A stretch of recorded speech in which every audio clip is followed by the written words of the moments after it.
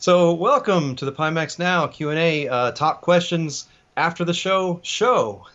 So here we're gonna go through all the backer questions, or as many as we can get into maybe an hour's time, and then we'll have a few announcements and various other things to do. But Martin, you have a couple things to say. Yeah, so hi and welcome back again. This is an additional video to the original or the main Pimax Now event video. If you still haven't seen the original event video, which we just aired on the Pimax YouTube channel and also my Sweeviver YouTube channel, please do so first, because that video really explains everything. It tells you a lot about the shipping of the 8KX and all the other parts. I mean, it's a 1.5 hour long show, so please watch it first and then you can jump right into this Q&A or questions and answers video. So you probably have seen the main show already, and I would like to say once again, thank you so much to Nordic, the Pimax CEO, for the lovely and very honest speech he made in the beginning of that show. So Kevin, what's the schedule here? Well, I guess we kind of identified some of the top questions that we thought were more important, that had kind of a more general impact of this soon. But also we have a few quick items to roll into that the team asked us to mention, that we felt we should mention. First off is that the new 8K Plus is now available on Amazon in Europe. So now the 8K Plus is now in stock in Amazon in Europe. So that's item number one. Another item that I think we didn't mention or didn't talk about too much in the first show is that the KD masks, the ear cups, do touch the ear. Yes. So they are on the ear modular audio strap. And then the third item was that the Artisan, the Blue Edition, is just limited quantity. It's just a limited quantity device. It's not a mass production device. It's a limited quantity device. So right, Kevin. I'll just fill out some details here about the 8K Plus. It's just a headset only for now, because we're first shipping the S masses with the 8KX, of course, and we have a lot of other orders and stuff to fulfill. So we're starting out by sending those 8K Plus through Amazon in Europe. Only the headset only. It's not bundles. It's only the headset. There's no bundles. It's just the headset. Right, and the KD masks, the on-air solution. We never mentioned that, but we're doing it now. So it's going to have air cups basically, and it's going to touch your ears, which means you're going to get most likely more bass, even higher volume and such.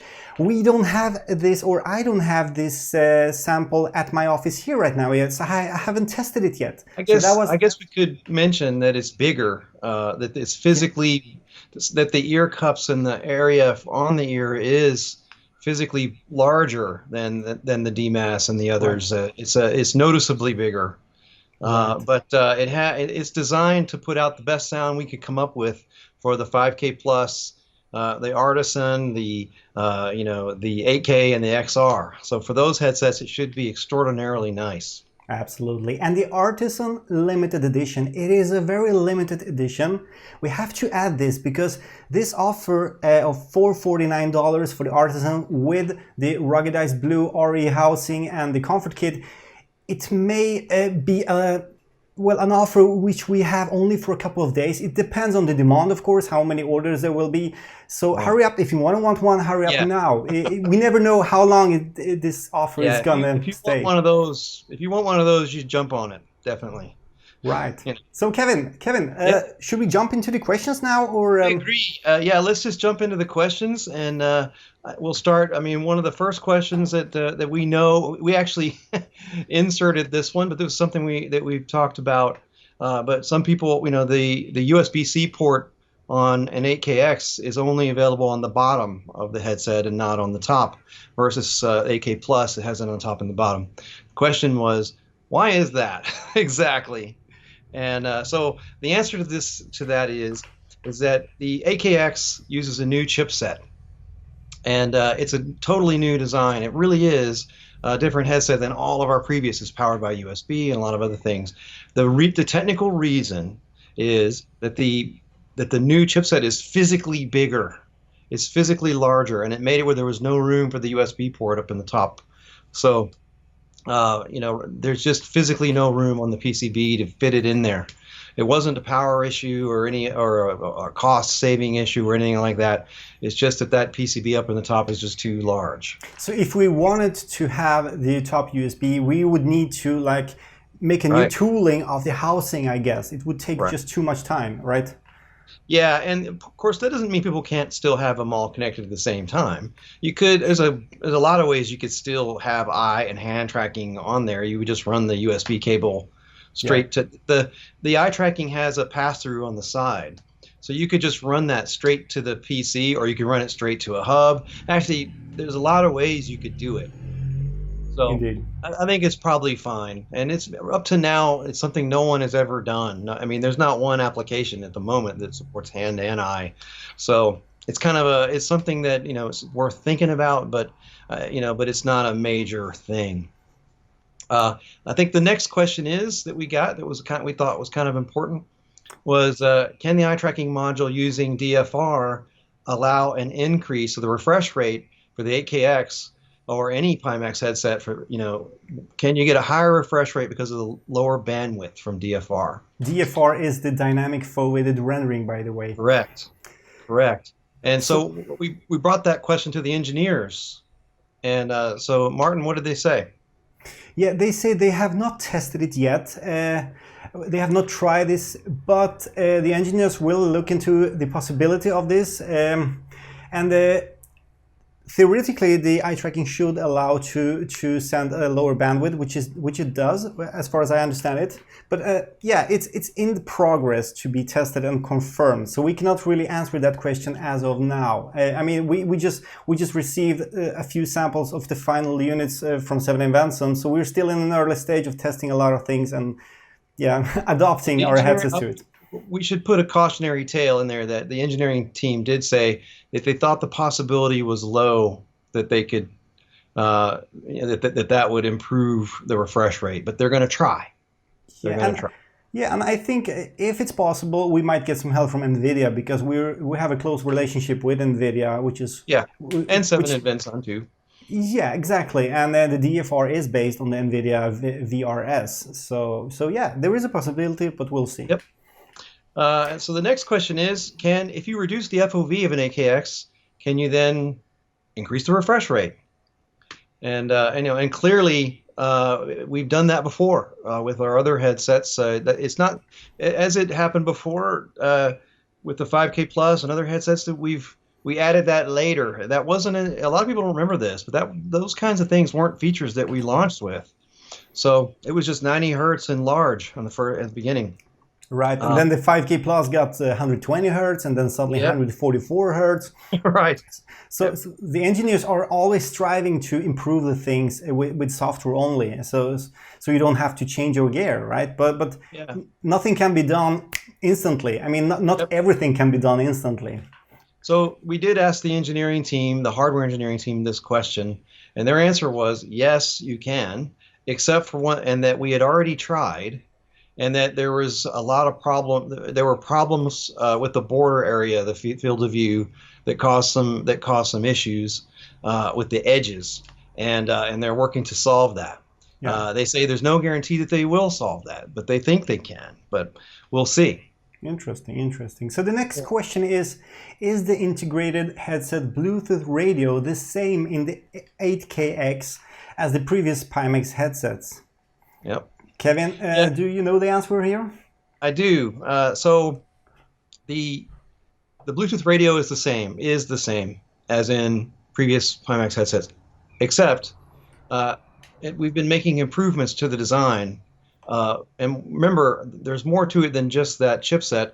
There's also the signal strength, there's the firmware, there's the compatibility. There's a lot of aspects that make that work as well as it can.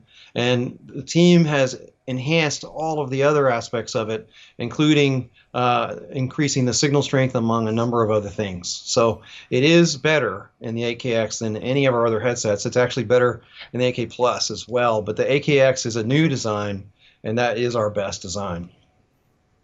Yeah. All right. Go ahead. Yeah, let's jump into the next question. Yeah. Are there any electronical or specification differences between the blue housing Artisan and the black housing Artisan? And Right. now, when talking about the blue Artisan, we're talking about the first blue version, which was not ruggedized, right? As far as I know, we Right. send, I think it's like hundreds of Artisans, or maybe in the thousands. I'm not Just sure. simply blue. Yeah, there was another Yeah. batch of the plastic color. It was blue, and Yeah. the answer we got from the engineers and the entire Pimax team that no, the blue and black housing Artisan use identical electronics. Yeah. The field of view should be identical between Yep. the two both models, and the difference is only housing and nothing else. So that's confirmed now. Yeah. There shouldn't To be be anything. clear, there's no difference between any Artisan electrically that we ever made. All of the Artisans are identical across the board from the very start. Although there is one thing that might differ, and that is on the comfort kit, the main plastics. I'm not talking about the foam here as far as I know. Maybe it's the foam The as well. thickness, I guess, that too, Yeah. but Yeah, plastic, absolutely. Yeah, I think on the blue plastic or the blue Artisan, the rubber, I mean, it is plastic, but it almost feels like rubber. It's a little bit thicker and a little bit more stiff, if I'm not wrong here. So that might be the difference, but that should really not, change the field of view. No. Get a difference in any aspect between the headsets. No. They're identical in every way. So right. It might be some kind of a quality control thing or something like that, but there's no purposeful differences between any of them. Yeah. Also, the field of view is quite individual. Some people can see 10 degrees more than others. It's very subjective, depending on how your IPD, first of all, I mean, how far away your eyes are, and then also how deep your eyes are inside of you, I mean, on your face. So it's so individual for everyone. So if your friend has a blue Artisan and tells you that he has a wider field of view, that might be because he can see that, but not you. And so it's hard to get that in a really exacting way. Yeah, definitely. So next question is, will we implement the color controls and reinstate the black level controls for the Pimax XR? And, we did bring this question up to the engineers, and their answer was, it's gone. Yeah, obviously, yeah, they were testing some other things, and I'm not sure why they really removed it, but we're gonna get an answer, and they were working to bring these back to those settings because they existed. I think that was a mistake of some sort in that was one of the builds. They say that they will get that back in there, the original black controls back in there, and then they're going to add more. They're going to look at adding more color controls and other things. Yeah. The second part to that question was, do we have any plans for OLED headsets in the future? Anything that we're working on the OLED side, or things that are kind of in the works behind the scenes or whatever? And the answer to that is no. We don't have any OLED headsets on the burner at the moment. I think it's too early. The technology is not there yet, especially when it comes to high resolution OLEDs and RGB stripe OLEDs. Some VR companies, some VR companies are making their own panels, but they're still quite low resolution. I mean, I don't need to bring any examples here, but there is really no 4K panels with OLED and stuff. So yeah. I would add that I would make a small addition to that and say a lot of people could really improve their own XR headset. I mean, you're going to be able to get the KD Mass and add that to your XR. You're going to be able to get the comfort kit. You can add the new thin foam. There's some things you can do to really improve your existing XR, I think. Right. So when will Pimax allow customers to track more than 2 tracking pucks? That is a question that I'm really... I'm very surprised to even see that question, because I can tell you that I am using... Yeah, we're talking about the trackers here. Yeah, for full body tracking and stuff. Yeah, and I have been using I have 4 of them. Mainly, most of the time I use 3 of them, and they have been working with the devices ever since the beta M1 phase, the first 8K headset, which I had back in 2018. So I'm not sure really what the problem is here, but they even worked before we had it, where it would show the graphic where you could see them all. Yeah. There was a time when it would only show two of them in the graphic, and now Right. it shows them all. Yeah, I But remember I also we don't included. know what would be the origin of that question. Yeah, I So also included track. I does mean, that? all the three trackers in my first Pimax 8K review, the long 3.5 hour video. I mean, I remember I added that because it was working back then, and it still works yet today. Yeah, It's not had yeah, been that would be a removed. mystery. If someone's having trouble doing that, they should create a ticket and let the team help them out because that functionality is already in there. So, and Absolutely. it has been forever. Yeah. Yeah. So, why does PyTool 260, which is the latest one, have such a low GPU utilization compared to the previous PyTool versions, Kevin? Yep.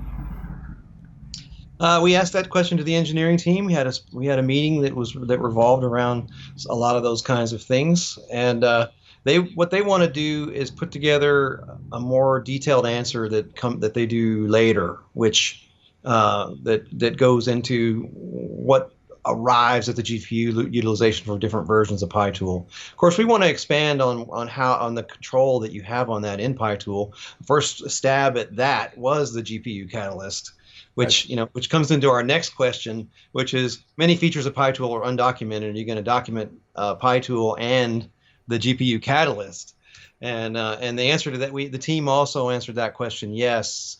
We're as a group, we're gonna put together some really nice documentation for PyTool, and which will give you a total explanation on what the GPU catalyst does, and we're gonna put together a pretty nice manual for PyTool and better.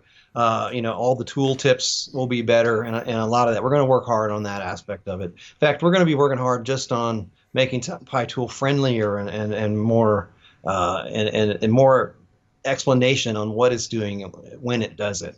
Right, and also additionally the Pimax VR Experience, the VR environment I'm working on right now, which we will be a whole team working on it very soon, I hope, and I think so. Yeah. We have volunteers, so that's good. Yeah, it's already prepared to have tooltips. I already made the buttons and stuff, so I could basically add tooltip buttons in the next couple of days for all the functions and buttons and stuff. So that's going to be there as well for any beginner to understand what power projections.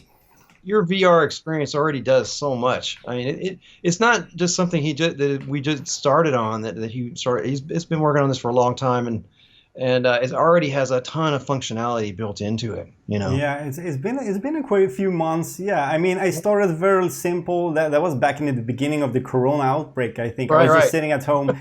I couldn't travel. I couldn't do much during my working hours. So I decided. Yeah, I mean, we talk about this all the time. Yeah, we planned so much. We were like making big to-do lists and stuff. So yeah, it's we're getting there. That's so exciting. It's going to take some time, but I think it's going to be one of the more exciting things we have. Yeah. And that really impacts the average person who gets a Pimax and plugs it in, and what happens next. That whole piece is what this affects. Yeah. Currently, I'm setting up the cloud web server, which is going to manage all the profiles, which is going to hold all of them. And I will go more into details about this later in another video, and also in the Pimax official OpenMR forums.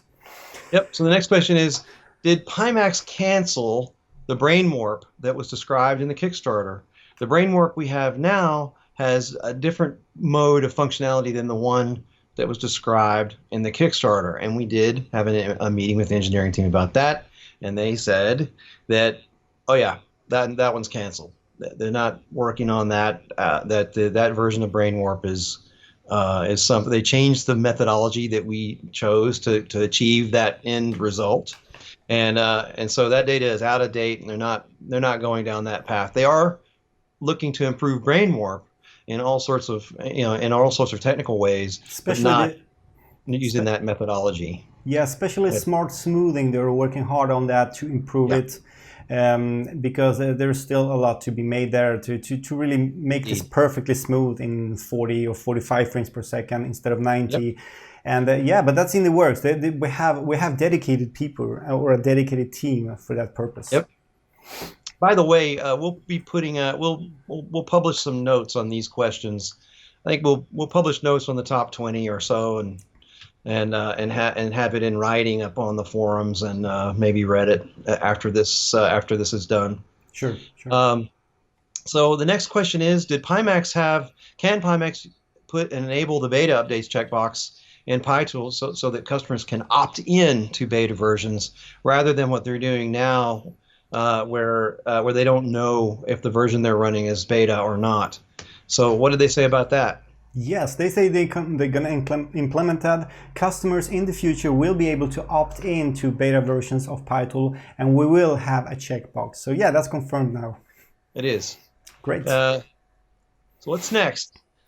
Next is when will PyTool implement a reset or calibrate button for motion compensation?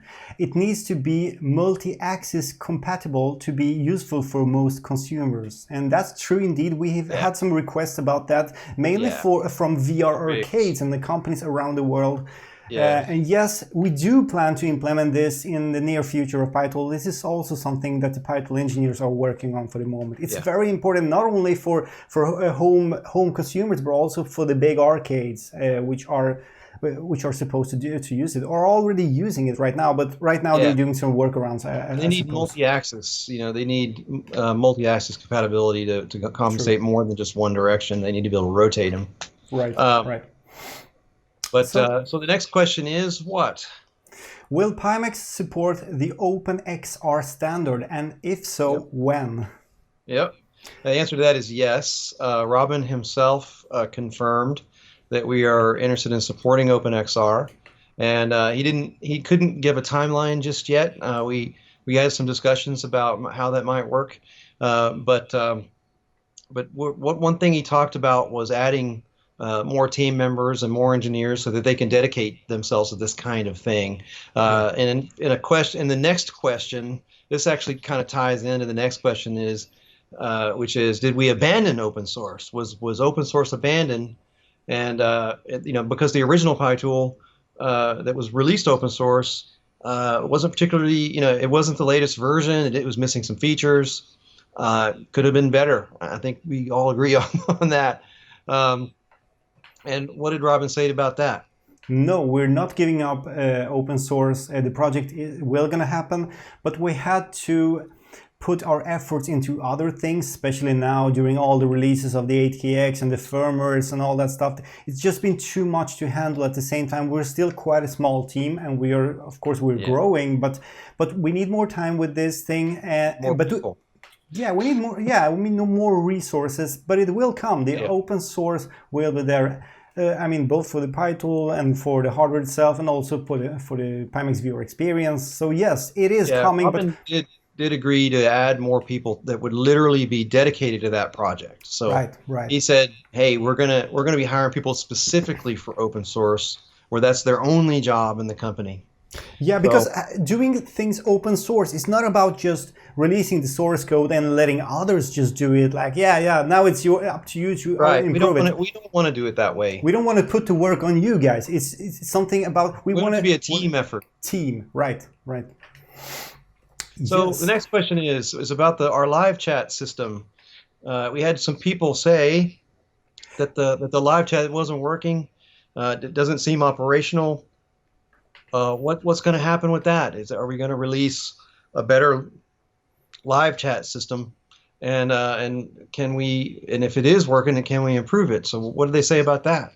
Well, we talked to Robin in person, and he said that the system is stable. It's very stable, much better than before we changed the platform. But only a small team operates the live chat for the moment.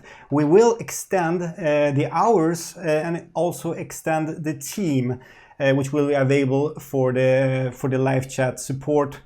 And we hope to operate 20 hours a day. Yeah, that's our goal, to operate it 20 hours a day, which is almost day and night. Almost 24 hours around the clock. So yeah, it's all about the resources, the manpower. Yeah. It's just about having more people assigned to those things, and which we're doing. Yes. So the next question is, do you feel the language barrier is harming English-speaking customers? Many conversations seem to not be understood fully or properly. Right. Uh, Yeah, no, we know I think that's something that we thought about a lot, and but obviously you have to have training, and that's a skill that customer service people have. People that are in the customer service business who are employees where that's their function.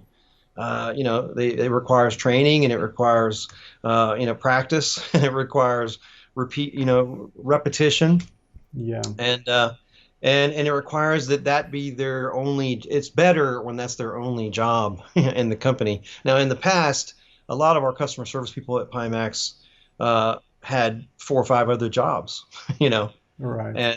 and so nowadays, in recent and a couple of months, and even before that, we started moving them into full time, where that was all they did, and adding to that team.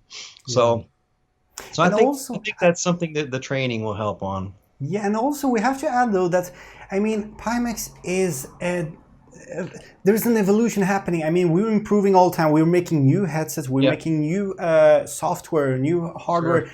and everything is just what's the word for it? It's Evolving. evolving, and Yeah, we always need to update all your employees on the support sure. side. And it's not always so easy to have all of them. I mean, updated with the latest functions. Like, let's say if we add like some kind of super sampling or whatever, yeah, Sure. it's all about informing all those people, and this is something that we will improve, of course. Yeah, and in that kind of job, also there's some turnover. So, Sure. you have some, and so sometimes you're bringing new people in, and they have to bring them up to speed. So, there's a lot of things that have to stabilize over time, and it's just unfortunately it's one of those things that just takes time for a small company to grow it. So. Yes.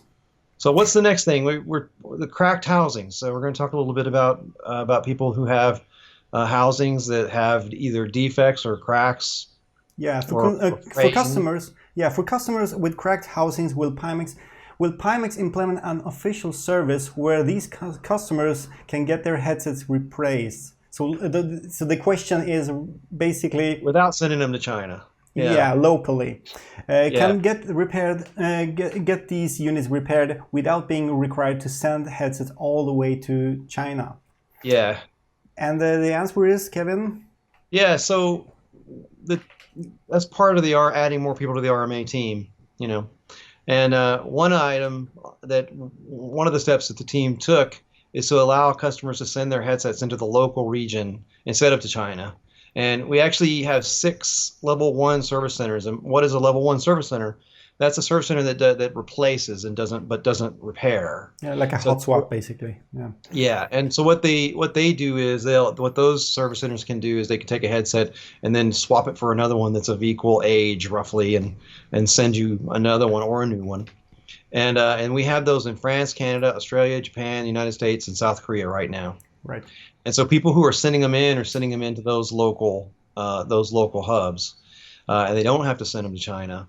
Yeah. Um, And then we what's have a next? level Yeah, so two level service. 2 is where you can not only replace a unit, but you can repair it, and you can use housings and parts to repair headsets. And that's what we're doing now. We're taking those 6 centers and we're upgrading them to level 2 so that they can repair in addition to replace. Right now, when repairs happen, typically it's had to go. Those do have to go all the way back to China, and now. And as we add this level 2 to all these places, they'll be able to do it locally. Yes. So yeah, that it is coming to where people with the housings can get them repaired, and if it's out of warranty, they could get them repaired for a fee, but it'd be a lot less than just replacing the headset.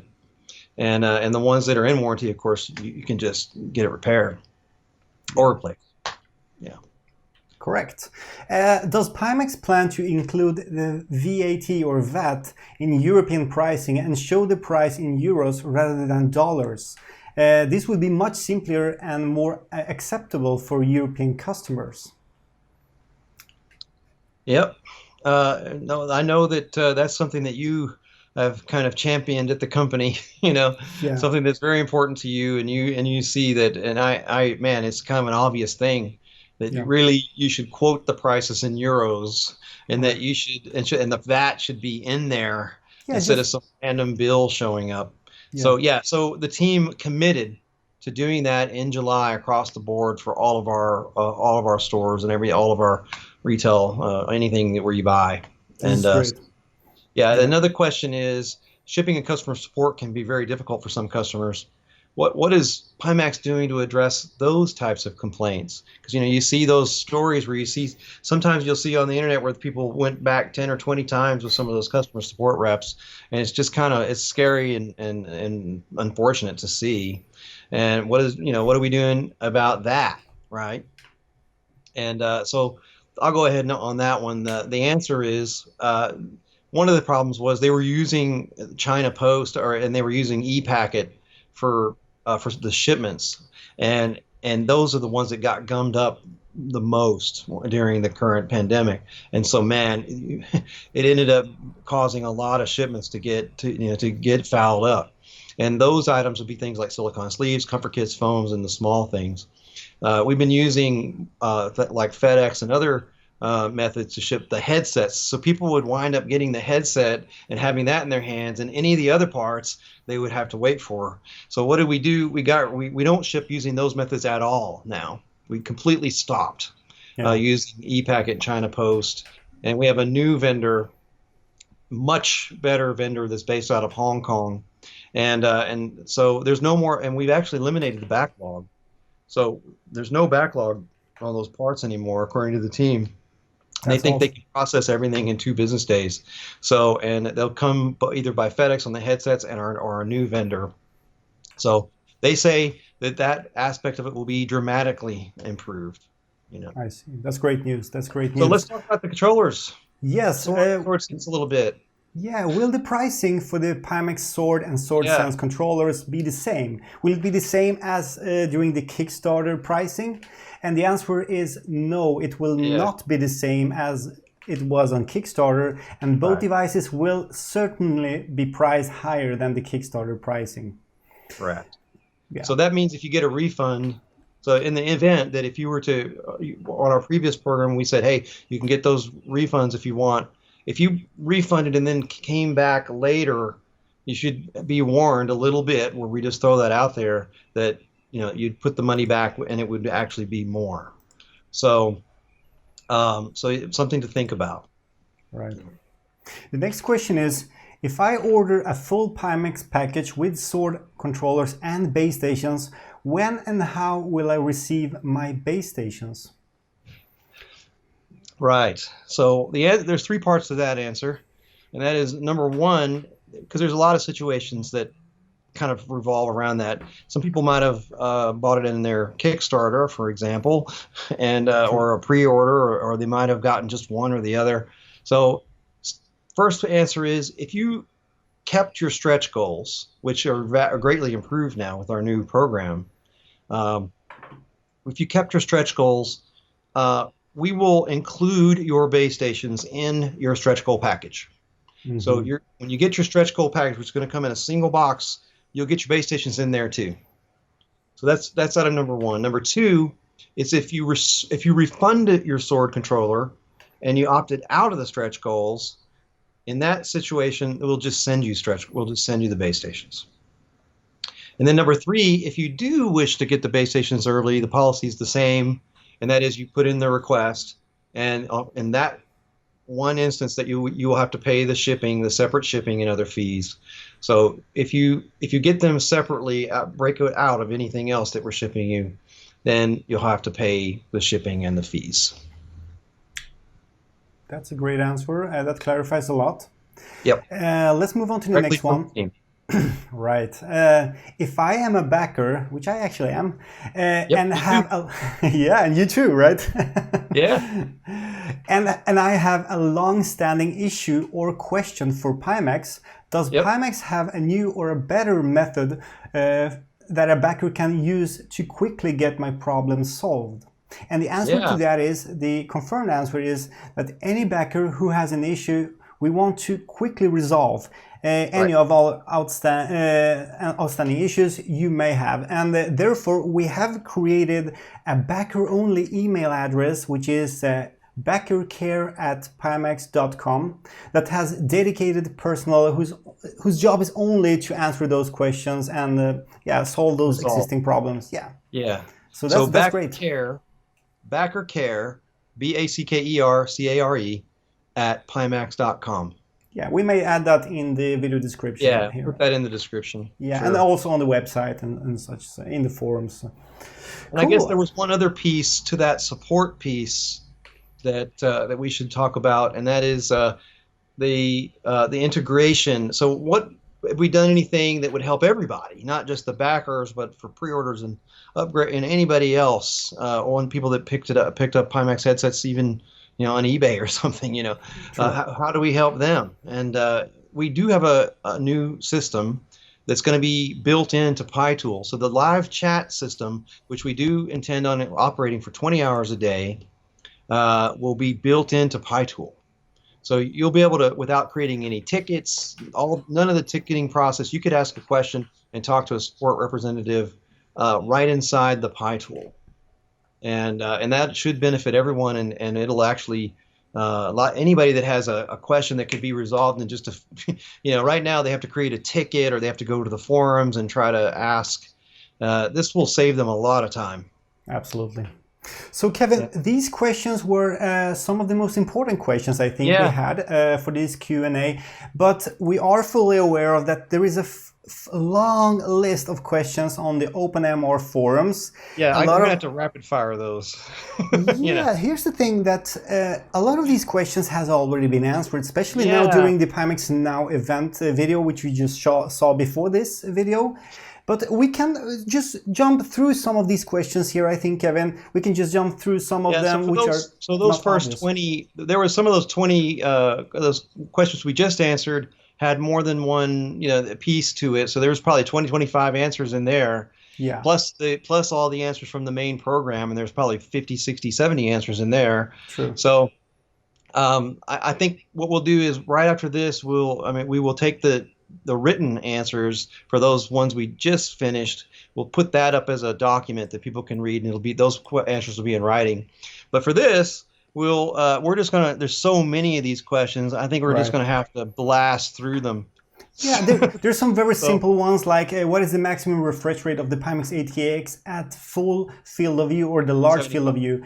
It's not 80, it's 75. Right. As for now, there might be some way to increase it, as we said before, but currently it's 75 in the native and the upscale is 90 or 120 Hertz. And the DisplayPort 2.0 is not currently something we were working on, not yet, not with this iteration of the headset.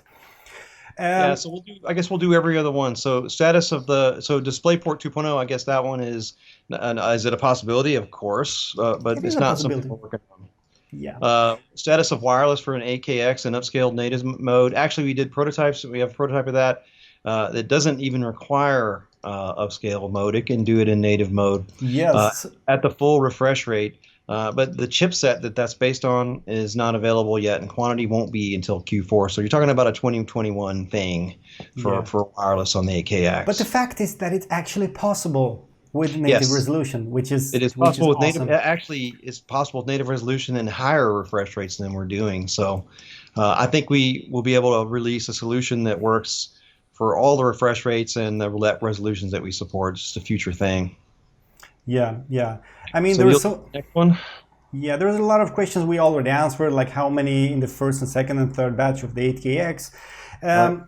There is also another question, which is, how many 8KX are ready and how many can be made in July? And we also answered that. Kevin, you said in the previous video, 215 is the number for the ones we've built. That are that are ones that are come off out of the factory before July the 5th. We shipped 6th, 76, I think. Yeah. And then on the third, what is the third batch? I can mention that. I think it's the third batch is bigger. It's third batch is 450 units or something like that. Yeah, so we're way above like 600 units. Yeah, we'll have all of the. That means that all backers will have their units in July or be shipped in July, and even upgrades will be into that. And then the batch after that is even larger.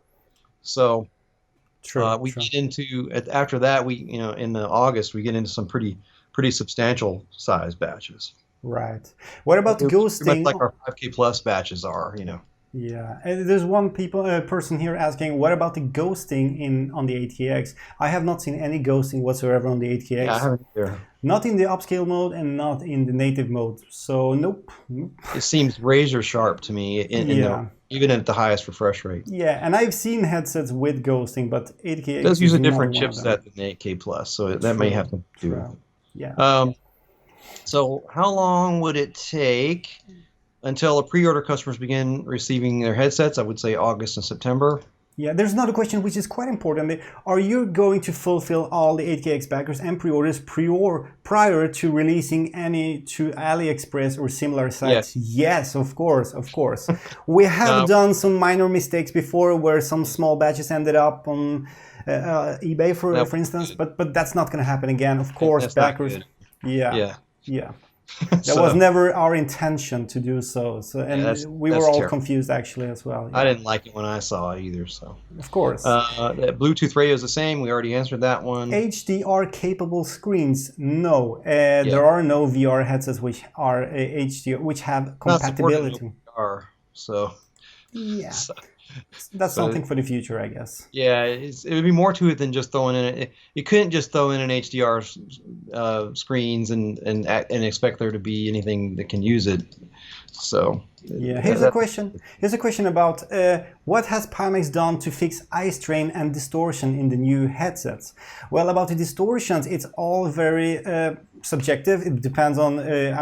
First of all, you and I ran into none of that at CES. My God, we went through hundreds of people, and not only that, in the two road shows, we had nobody complain about eyestrain or distortion on an 8KX. Nobody. The thing is, I would like to ask a question myself. How many do you really see distortion on the 8KX or any? It's so weird when you hear that, and then you have one yourself. It's so weird for me when I read stuff like that, and I actually have an 8K, and I'm trying to, and I see none of that, and it just blows me away. It really does. And I've met hundreds and hundreds, probably thousands of people on the road shows. Just think of the number of people that you and I have fitted for these headsets at all the different things. Thousands of people. Yeah. I guess that's why you and I are so incredulous when we hear that. It doesn't. Yeah. It just doesn't compute. It's just not true. Yeah, and you have seen my testimonial videos. I've asked people, do you see distortion? Do you see this? Do you see this? Asking that over and over and over again, and say no. And I would say at least 19 out of 20 people say no distortion. I don't see anything. And but reading on the forums, you think it's happening to everyone. You think it's just some sort of endemic thing, and it's just not true. Yeah, it keeps me wondering why is that. It happens to everyone. That's weird. Yeah, how come this topic is so huge when it's obviously not a problem really for 19 out of 20 people out there, or probably less of a problem even than that. So just don't ever see it. Yes. Will the 8KX or future headsets have a lens depth adjustment dial like the Valve Index or HTC Vive for less eye strain or better comfort? Well, we're using phones to change the distance, but that's a good idea, right? The thing is that we would need to change the whole housing, of course. The tooling and all that to make the whole thing adjustable. It might happen in the future, but it's nothing really we want to put our efforts. Maybe that'll be 2.0 or something. Could be. But we just have too much of things to finish, to bring out to you all guys. And then we can move on to these stages. So, to these accessories. And as we just said, the distortion is really, I won't call it a non-issue, but it's really, really rare to hear from anyone that he sees distortion. If it's more of an issue, then it would be something we'd be working on. Except for the Pimax forums or the OpenMR forums, when you hear about it every day, Yeah, And so- but yeah, I'll okay, leave it up so to you. 8KX loaners, what's the status of those? Well, as you know, we've started accepting those back and sending labels, and I guess I can add that almost everyone returned them. Right. So we only had a handful of people who didn't have arrangements made. So yeah, no, we're all set to get everybody their headsets in July, just like we said. So get them shipped. Uh, Yeah. and what 60% will have their headset, or almost 56% will have their headsets shipped before the 6th. So we're not even talking any time at all. Yeah. What's next? Let's see. Next, we already went to the artisan question Yeah, and the also the 60. last Yeah. 8KX loaner Next question. with the XR, will there be any, would be a super XR or anything like that? The answer is no, nothing in the works like that. Yeah. Are we going to improve the software? Yes, they've committed to that, and they're going to do some things there. So, what else we got? See, The head strap. I'm very interested in an official rigid head strap. Yep. He probably means the S-Mass or the standard model or the strap. Yeah. I guess the question would be, when will we be selling those? Would be where that translates to, right? Yeah, exactly. And that is, what did we say? So I can probably answer that to some degree. Of course, people should know we have a lot of them to make. We got 5,000 backers, and on top of that, we have upgrades and pre-orders, and then people who want them. So we got to build thousands of these things. So I would suspect that they wouldn't be available as a separate item to at least October. So my prediction would be something like October before you could buy it. You potentially buy it as a separate item. Yeah. That'd be, about. And when will the comfort kit be available again? The team told us this morning that they thought they had gotten ahead of that they were ahead of the number on that. So I think that's something that won't be long. Cool. The problem with the comfort kit being unavailable isn't that we make less of them; it's that it's so popular. Yeah. That we ended up putting it with every headset we make. Everybody wants it. They don't want a headset without it. It's such a People huge improvement.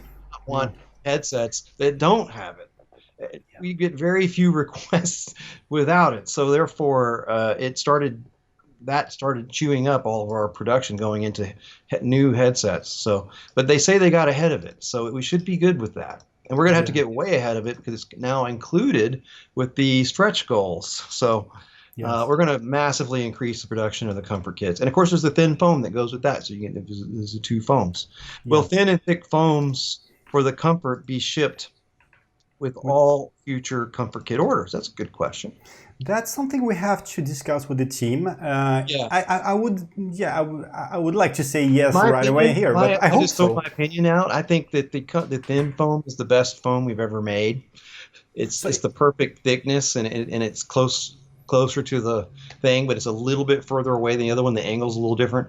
I think with the comfort kit and the thin foam, that's the best experience we have.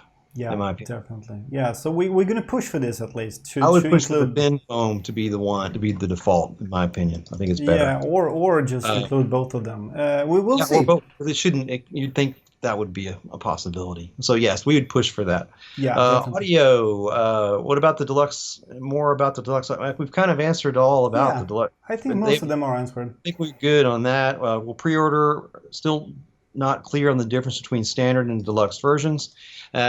The standard and the deluxe versions have a different audio. There's two things that are different about them. Number one is the type of sound you hear. I mean, you get a lot more booming bass. You get a lot more mid-tones out of the DAS, of the deluxe audio stream. With the S-Mass, it's actually quite good, and the sounds are all very clear. But it's above the ear, so there are some things inherent about solutions where the speaker is originating above the ear. It originates about here, above your ear, and it's projecting the sound down. Down, and it's a 3D spatial sound, of course. But then on the DAS, it's here. It's not touching your ears on either side. It's outside the ear, and then for the KD Mass, it's actually touching. It has cups that actually touch the ear that slide over it.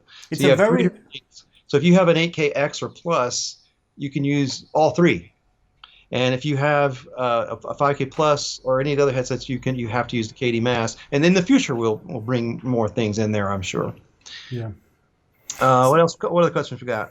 There's a weird question here, which I actually forwarded to the engineers. Will DMAS allow precise 3D holographic imaging with HRTF, which I have no clue what it really is, but we have forwarded this question and we might get an answer, which we will post in the forums later on. That's something like you have to you have to get the turbo encabulator attachment for the.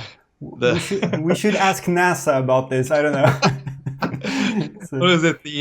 What was it? The Marsal veins and the VR virtual Marsal veins, right? Yeah. Kevin, the next questions are actually about cables, and I totally forgot to add this at the beginning of this show. Yeah. This is a little bonus here. I received the optical cable right after we recorded. Gotta show that. Yeah, I just received it like an hour before, and I connected it to my desktop PC with the 8KX. It works fine, just as normal. And I also tried it on one of my laptops with the RTX 2080 Ti with an adapter, of course, and it works just fine. It's only one USB. I'm showing you some video overlay here, and as you can see, the HMD end of the cable is right now white, but that's because the cable is not finished yet. So that part is, of course, going to be black when the cable starts shipping to people. And once again, this is an optical interface cable, which means the signal is transferred through the optical interface, or it's not a wire really. It's a faster, more reliable transfer. It also allows us to do longer cables with this kind of interface. Less signal loss across the length of the cable is a big thing. Yeah, and as a side note, I would like to add that this cable is a little bit thinner. Actually, it looks thinner than the original cable, which I put here side by side. And it's still flexible, right? It is flexible. It's not more stiff, and the team has been really. I mean, they told me that the durability seems to be really good, as good or even better than the original cable. So yeah, I'm really excited. And one USB port instead of two, so you cut down on one USB port instead of two. And for those that just to mention real quick, we mentioned this before, but. We do have another new cable that lets you connect laptops directly too, with the DisplayPort 1.4 Mini, and that way you don't have to lose signal on the DP on those adapter boxes that you can buy. You can just go straight into your laptop. It's really neat. Yeah, I'm going to give you more information about the optical cable later on. There might be a video about it, also some more hardcore testings. But let's jump back to the questions. Gotta get them, man. We got so many. What about the controllers? We talked about the controllers. We got them into prototype phase, and now the engineering teams are all jumping back onto controllers now that the other items are finished. Yeah. There's one person asking here about the cables. As I said, if anything has been changed or improved with the cables lately. That guy that has 7 or 8 cables blows me away. That's the only person that's ever had that many replacement cables. Most people have had one cable, that have had it replaced, had one. Yeah, I managed to see the guy must be jumping up and down on the thing or something. I don't know. Back in the beta M1 phase of the first Pimax 8K, I had one of 4 cables, I think, which got a little bit of snowy I had a image. cable on one of my on one of my original ones, but the other ones I've used a lot and it's been fine. Yeah. So. I would just add that those cables went through a lot of improvements over time. Yeah. We're at version 4 of the cable, and with the optical cable, with the AKX, you have versions 5, 6, and 7 because you got the DP Mini and the regular cable plus the optical cable. Right. And I want to also add. I want to add one thing here, Kevin. That's really low nowadays for the cables. So. Right. Sorry for interrupting you, Kevin. I just wanted to add that. We have solved a lot of cable issues in the forums, but also over support tickets and stuff by just simply telling people to unplug this cable. First, reseat it. Yeah, take off the comfort kit a little bit, unplug the cable and plug it back, because sometimes the cable can actually get a little bit loose for some reason, even out of the box when it arrives. Just make sure the cable really sits inside, and once it does so, it will not go off. But it might happen that your cable was not just plugged in all the way, and that's solved so many problems to people in the past and recently as well. So it's not necessarily the cable which is broken. It just might be that in the production or the production line, they just didn't, well, during the assembly, they didn't just click it in all the way. So that's all. Okay, so the next question is, has there been anything changed with the lenses and the Vision series and all that? I can answer that. So the answer is the basic lens design is the same. Of course, the panels are a different size. The actual panels are denser on the Vision series, so you have a higher panel utilization and you have less distortion because of that. But the consistency of the lens, of the manufacture of the lens, is where we've improved a lot, and the consistency of the alignment of the lenses is another area. The alignment, last year we started implementing an electronic system to check the alignment, and now we're checking the design of the lens too. So we're doing a lot more with consistency of the creation of the lens itself. So sometimes people would report problems because that were lens related, but it was because of the formation of the lens. So consistency is the key with that. What else? Can people get a drop-in lens? And I think the answer to that is no. Not at this point, no. Yeah, we're not working with anyone on some sort of drop-in replacement lenses.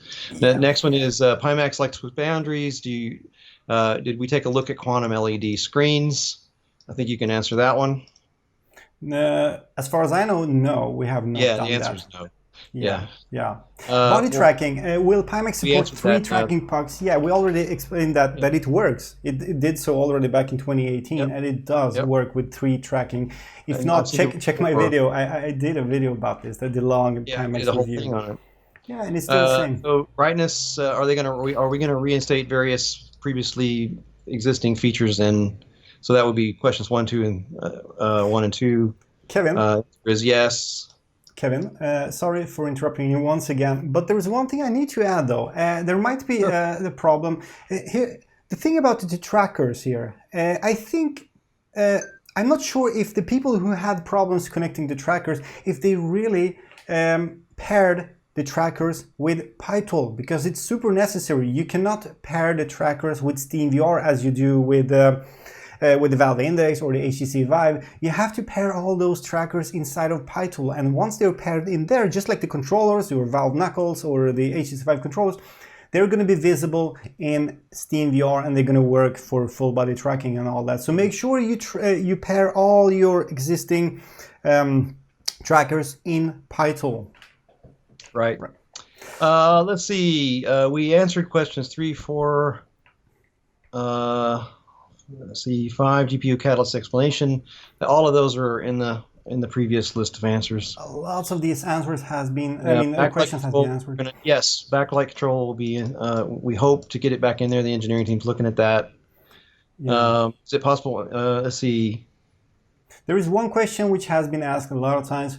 When can dynamic distortion correction be implemented in PyTool, and will it be usable in every game and application? We don't have the answer yet. This is a little bit up to 7 Events as well, I guess. There's something we have to work with them. I mean, the dynamic distortion correction is all about eye tracking, of course. It's going to need eye tracking. So we will come back to you about this as far as we know if there is any progress or not concerning that.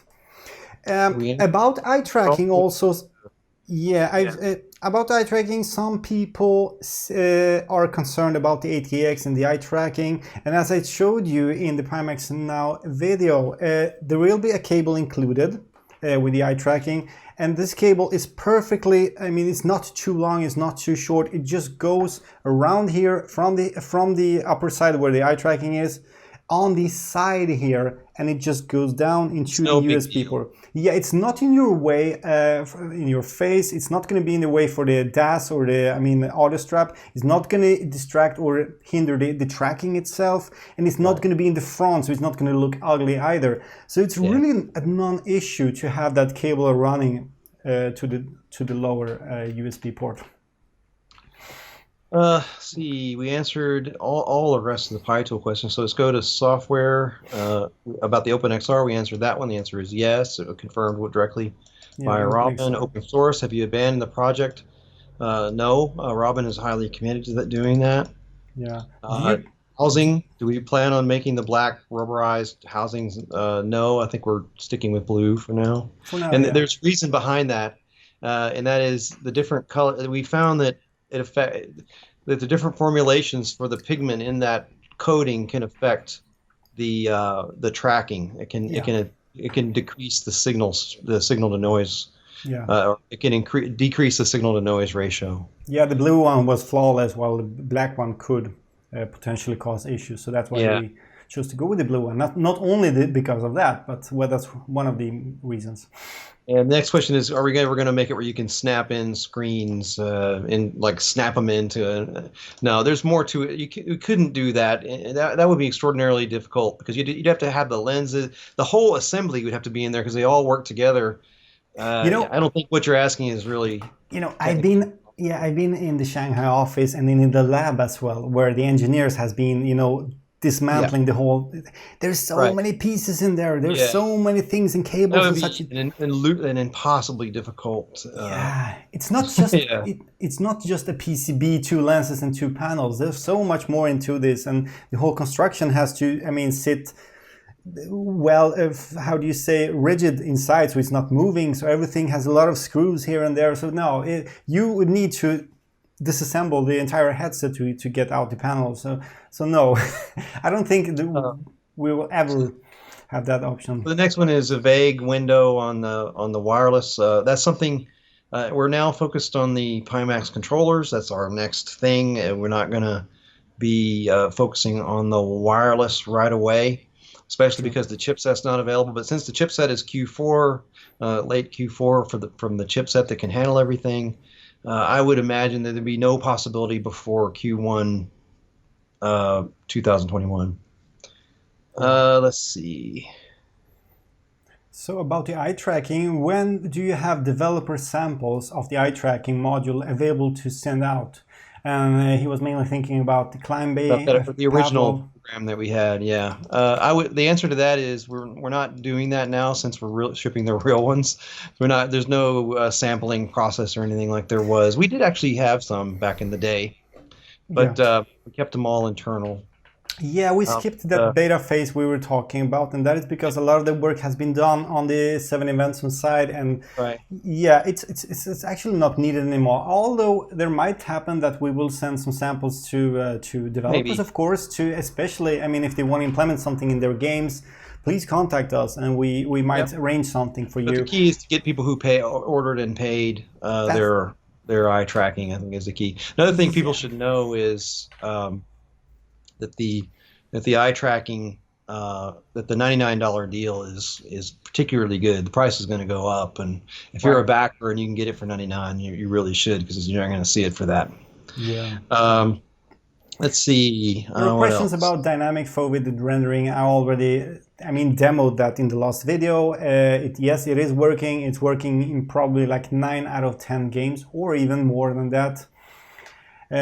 If the latency is enough, oh yes, there's it's so much improved, especially in the unit I got here now. It's even better than the one from CES, which was really good as well, but now it's even more improved, a lot thanks to the USB-C interface. The tracking speed is almost instantaneous. You couldn't see any movement of the tracking at all in any of the.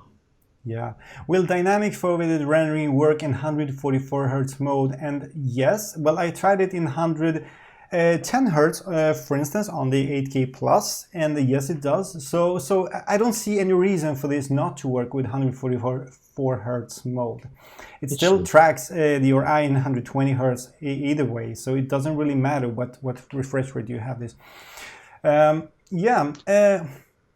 Will we get tools to control mouse with eyes click with blinking? That's something on the UI side. You have to program that. They do that. That's the whack-a-mole. Right.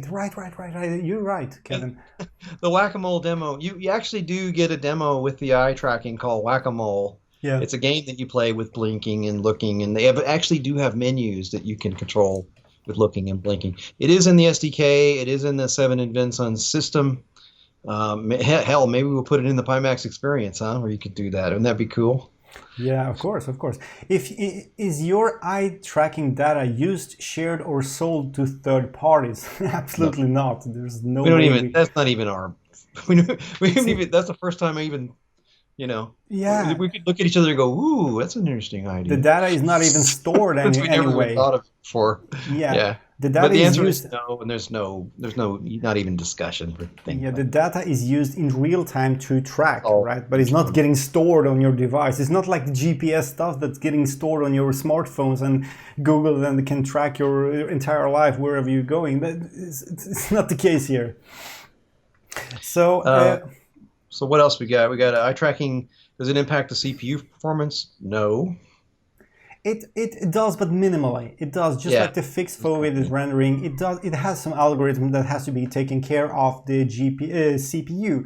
But on the other hand, it offloads the GPU so much. If you haven't seen my benchmarks in the last video, you really should. Especially look at the GPU frame times. Which are way lower when using the dynamic forward rendering, even though we're rendering the same resolution in the center view where you're actually looking. So, so both the frame rate is way better, everything from 17 up to almost 50, not 15, 50% better performance. It's 47 actually. It's huge, and in fact, you were only driving it to the maximum refresh rate. You're hitting the maximum. In a lot of those cases, the benefit's even more because you're hitting the maximum refresh rate. Absolutely. So we got two more questions here. One of them is, will backers and pre-orders get priority over newcomers ordering eye tracking? Yeah, all of these are being made for people who've already ordered. None of them are going anywhere else, as far as I know. Yeah. As a backer, how do you purchase the eye tracking at $99? That's easy. You'll use the backer tracking page. So we have this page where you can track your stretch goals. The stretch goal tracking page, you click the link and you can get it for the $99 from the link in the tracking page. Right. When we're talking about eye tracking and stuff, sorry, let me just clarify something. I think some people might, I've seen some comments and so. Here's the thing. Some people think that, wow, I need to buy the eye tracking to be able to play Skyrim or Half-Life Alyx in 75 frames per second on the 8KX. That's not the case. Mostly, and you probably have seen one of my, specifically one or two of my videos in the past when I was testing both Steam VR games and Oculus Home games on the 8KX. Basically, the majority, most of them were running fine with full frame rate on the 8KX.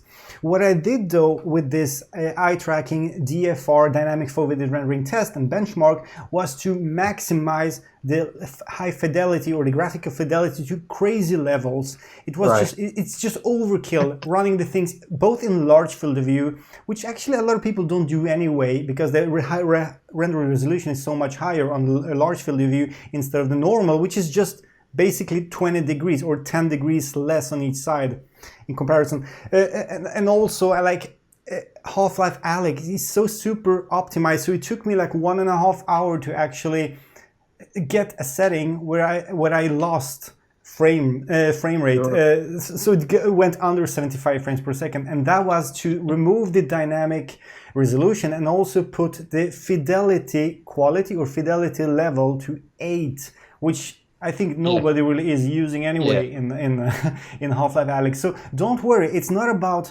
buy eye tracking now to get full frame rate. No. It can help you. It can help you a lot, just like upgrading your GPU.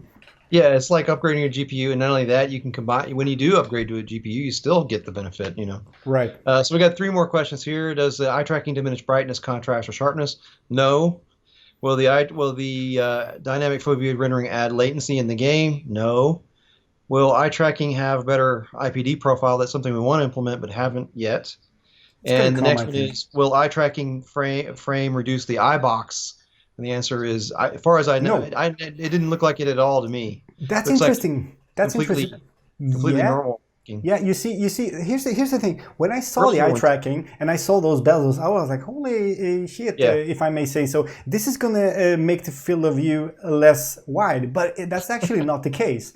That's really not the case. You still have the same large field of view. You still have the normal field of view, both horizontally and vertically or diagonally. There's no field of view loss using the eye tracking. I would say using glasses, if you wear glasses, in that case, you can actually lose field of view depending on what glasses you have. But on the other hand, you lose that field of view in your real life as well. So you probably are used to that already at that point.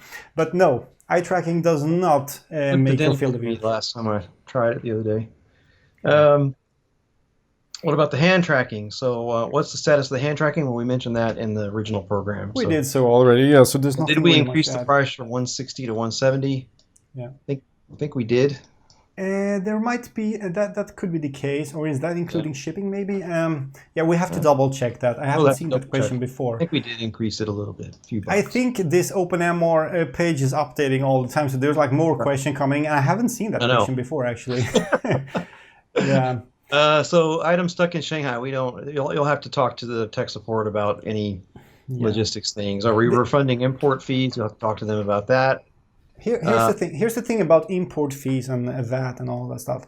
When you buy an Oculus Quest or Oculus Rift S or a Valve Index, you actually pay that VAT and import fees already. That's baked into the price of your headset. I don't know if you have noticed it, but the euro price and the dollar price is always different.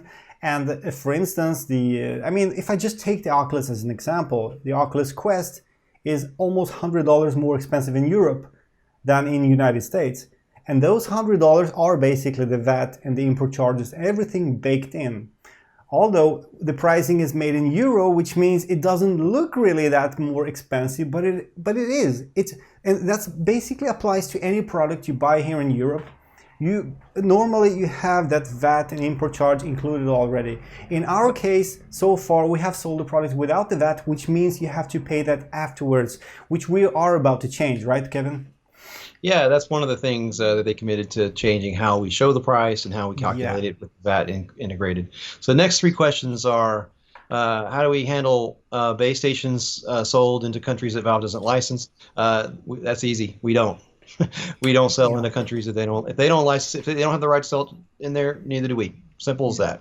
Yeah. If the new options arise with Pimax NOW Event, can you get the items with your order without delaying? In other words, if you go into something that we're doing new, can you get it without delaying? Yes.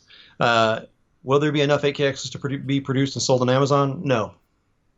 As far as 8KXs on Amazon, probably almost certainly not in 2020.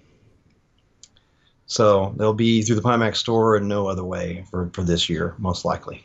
Yeah. When the mass and the LH will be sent to the backer without going through a ticket, can you do it without doing a ticket? The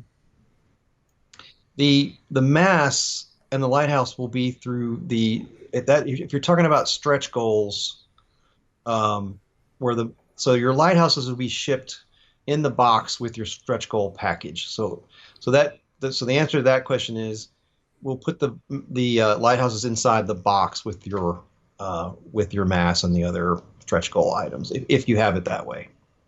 Indeed. ETA for items reduced in other territories. So as we mentioned earlier, we did start shipping to Europe. Europe now has the 8K Plus in stock. Like I say, it won't be until next year for the X.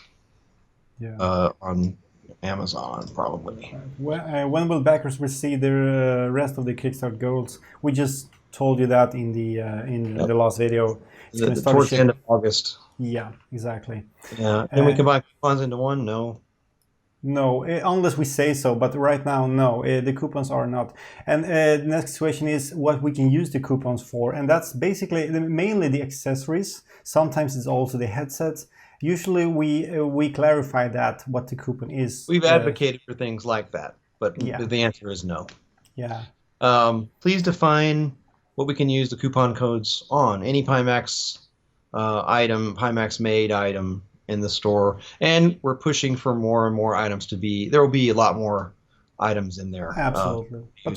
But first things first, we want to just make all this stuff finished and all this stuff sent out, and then we can start to elaborate with new things. So a lot of these are duplicate questions, really. When will backers receive the mass? Well, that's they'll get them in August. The cooling fans, we completely scratched that idea. That's canceled. You can buy them already from VR and Chill, I think they're called. It's like $25 or something. You can get them for Pimax, for any other headset. So it's like reinventing the wheel again. And the Kickstarter promises that you can use your Kickstarter tracking page to to read all about that. Yeah. Another one? When will I get the same question? When will I get my strap? Late August. What can I order with the downgrade discount? That'll be any Pimax made item, and we're going to be adding more to that. Yeah. By the way, we may have to add, though, we told that before, but those questions we're reading here right now, those are on the OpenMR community forums, and the thread is called Pimax Now Questions Organized Compilation. Yeah. Right. So yeah, in case you just got lost here. Yeah. What's going on with the stretch goals? Same question. We're combining them into a single box. You'll get everything in one box. You get to track it all in one web page. So a single web page to see what's going on, a single box with all the items in it, starting towards the end of August. And then the other item that we announced was anybody who doesn't get their tracking number before October 31st can get $150. They can request $150 refund to opt out of the stretch goals for cash. Yeah. So theoretically, if you wanted to opt out of your controllers and your stretch goals, you could get, quite a fair amount of your money back. True. So Kevin, I think we have gone through most of the questions now. I don't think there's any reason to keep on. Yeah. These other ones that are we launching new products? No. All these are basically. Yeah, and we will keep on answering a lot of questions in the forums, on the Reddit and such. All the questions on the first 20 on the support and warranty. We hit every one of those. Yeah. Yeah, I guess that's it. Those are all you answered in the first set. So yeah, I hope these answers were helpful for you guys. I hope it helped a little bit to clarify a lot of things. Yeah. We also added some cool news about 8K Plus being available on Amazon in Europe. Yep.